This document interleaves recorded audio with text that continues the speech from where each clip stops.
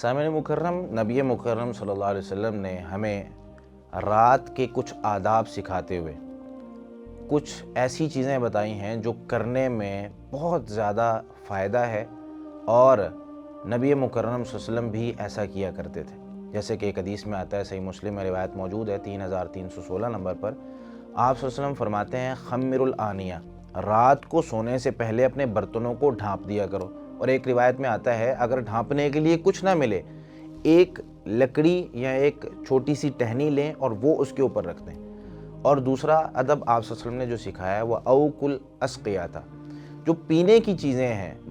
بوتل ہے یا پہلے دور میں مشکیزے ہوتے تھے، آپ صلی اللہ علیہ وسلم نے فرمایا ان کے منہ باندھ دو۔ اور تیسری چیز آپ صلی اللہ علیہ وسلم نے فرمایا وَأَجِیفُ الْأَبْوَابِ، دروازوں کو بند کر دو۔ اور ایک روایت میں بسم اللہ پڑھ کر دروازوں کو بند کر دو، کیونکہ شیطان بسم اللہ پڑھا ہوا دروازہ جو ہے، یعنی ایسا دروازہ جو بسم اللہ پڑھ کر بند کیا جائے، اسے کھول نہیں سکتا، اندر آ نہیں سکتا۔ تو بسم اللہ پڑھ کے دروازوں کو بند کر دیں۔ وَاقْفِتُوا صِبْیَانَکُمْ عِنْدَ الْعِشَاءِ، اور شام کے وقت اپنے بچوں کو گھر میں روک کے رکھو۔ فَإِنَّ لِلْجِنِّ انتشاراً،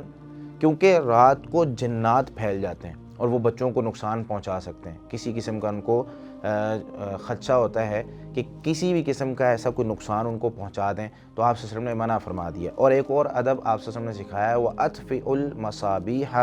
عِنْدَ الرُّقَادِ، رات کو سوتے ہوئے جو چراغ ہوتے ہیں، یعنی ہر وہ چیز جس میں آگ جل رہی ہوتی ہے، جیسے آپ ہیٹر چلا کے سو رہے ہیں یا آپ کوئی کسی جگہ پہ چراغ جلایا ہوا ہے، تو ایسی ساری چیزیں جس میں آگ جل رہی ہوتی ہے رات کو اس کو بجھا کر سو جائیں، کیونکہ نبی مکرم صلی اللہ علیہ وسلم نے ساتھ اس کی وضاحت کی، کیونکہ رات کو جو چوہیا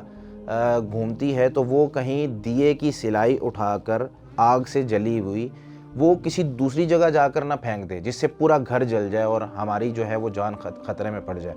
تو نبی مکرم صلی اللہ علیہ وسلم نے یہ جو آداب ہمیں سکھائے ہیں، ہمیں رات کو سونے سے پہلے یہ سارے کام کرنے چاہیے۔ اس حدیث سے کچھ لوگ ہمارے معاشرے میں یہ استدلال کرتے ہیں کہ رات کو لائٹ بھی بجھا کے سونی چاہیے، اندھیرے میں سونا چاہیے، تو ایسا کوئی مسئلہ اس حدیث سے نہیں نکلتا، بلکہ نبی مکرم صلی اللہ علیہ وسلم نے خود اس میں وضاحت کر دی کہ خدشہ اس آگ سے ہے کہ آگ پورے گھر کو نہ جلا دے۔ تو اس وجہ سے اگر کوئی شخص لائٹ جلا کے سونا چاہتا ہے تو لائٹ بند کر کے سونا یہ سنت نہیں ہے، بلکہ نقصان سے بچنا، اور دیا یا ہیٹر یا کوئی اس طرح کی آگ اگر کہیں موم بتی جل رہی ہے تو اس کو بجھا کر سوئیں تاکہ ہم اس نقصان سے بچ سکیں۔ اللہ تعالی ہمیں نبی مکرم صلی اللہ علیہ وسلم سے محبت کرنے اور ان کی تمام سنتوں پر عمل کرنے کی توفیق عطا فرمائے۔ جزاکم اللہ خیر۔